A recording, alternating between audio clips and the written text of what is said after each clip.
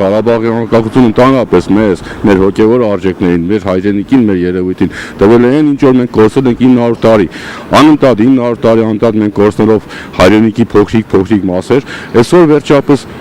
եղավ մի պահ, երբ ազգը ժողովուրդը վեր կանգնավ իր բոլոր տեսակի նեղ անձնական խնդիրներից եւ հետ վերադարձեց այն փոքրիկ կորցրած պատառներից մեկը, որը կոչվում է Հայաստանի Հանրապետություն, հայրենիք։ Գերին այսօր խոսան սպես մյուս օրը, մի օրը սպես հիմնական բան չեն բռնու փոչից է։ Մենակ Ղարաբաղը մերն ու վեր։ Մեր տարածք ավելացել է, մենք հաղթել ենք, մեր հողերն է,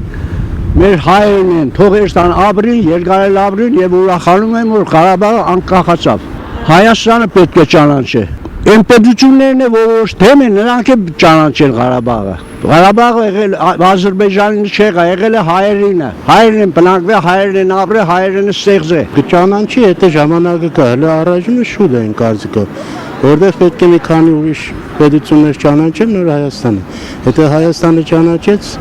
գիտեք ինչ պրոբլեմա այն հարցեր կա։ Նո կարող է բարձրանան, էլի։ Եթե դու չես ճանաչել քո հանրապետությունը, ես ոնց ճանաչեմ։ Դու պետք է ճանաչես, որ ընթացնային մեր շարունակությունը լինի հաջորդ հանրապետությունը, երկրները մյուսները։ Շատ բան է տվել Ղարաբաղի անկախությունը, որովհետև Հայաստանը միացավ Ղարաբաղին, աստորեն դա արդեն մեծ, ինչպես ասած,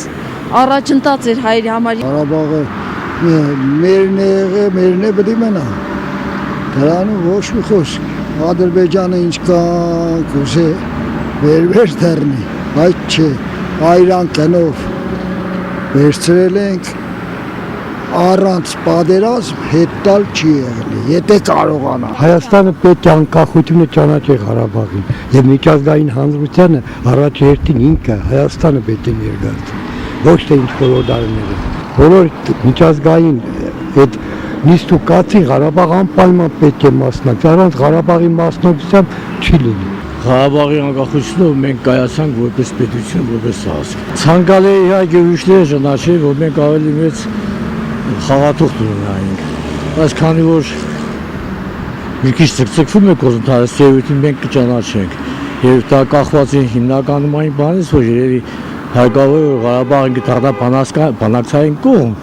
Հետո նոր մենք կարող ենք ընդունել։ Այդ այն դեպքում, երբ Ղարաբաղում երկու հանրաքվե է կատարվել, երկու հանրաքվեի ընթացքում Ղարաբաղը ինքը իրեն հռչակել է անկախ հանրապետություն եւ